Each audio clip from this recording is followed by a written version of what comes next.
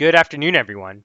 In today's video, I'm going to do a bit of a review on our previous two videos. The first is inside of Microsoft, and the second is inside of our four major index markets.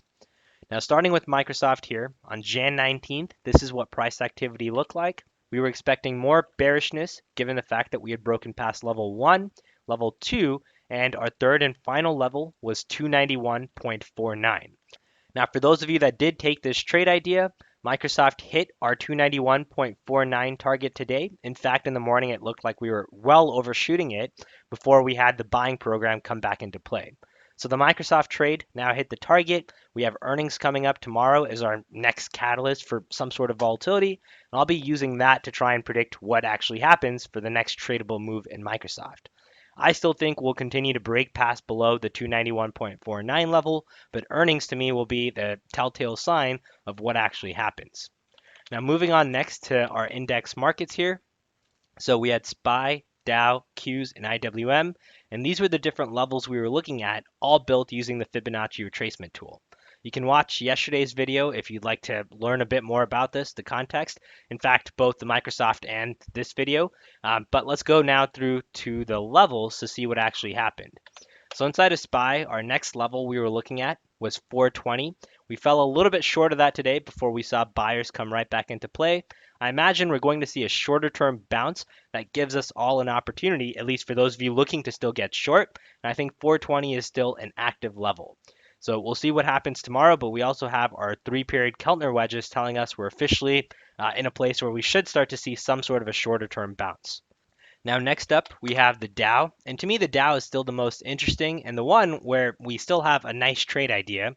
Quick reminder for those of you that have not seen yesterday's video, the trade idea was a butterfly around 320. It was going for I think $1.35 yesterday. It's a little bit cheaper today at $1.20.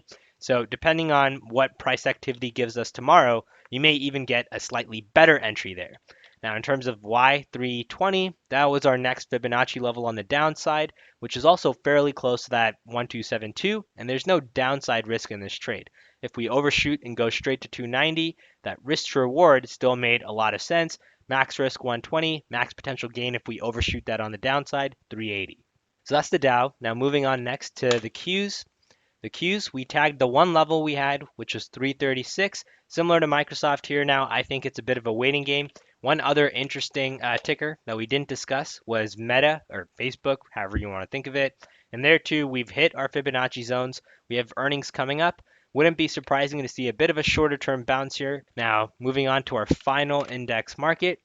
The Russell, we hit that downside level and we held and bounced from there. So again, similar idea, looking for a shorter term bounce, then for these levels to be re-tagged. That would then essentially give us a double bottom at that time. And if we continue to overshoot that in higher volume, the next level up is 170 inside of the Russell. So in basically all the markets we've been looking at, we've tagged that first level. Now the question is what actually happens tomorrow? Do we see a shorter term bounce? We also have the Fed meeting, so we can use all of the volatility this week to essentially use as knowledge or information and then craft our next trade ideas, looking to either target the downside or the upside if we see substantial bullishness. All right, I hope this video helps for those of you following along. I'll leave a link to both of the previous videos in the description box below if you'd like to take a look to understand how the levels were crafted, what was the thinking before the selling activity actually took place, and how you can use that to try and find future opportunities. All right, take care everyone, good luck trading, and we'll see you in the next update.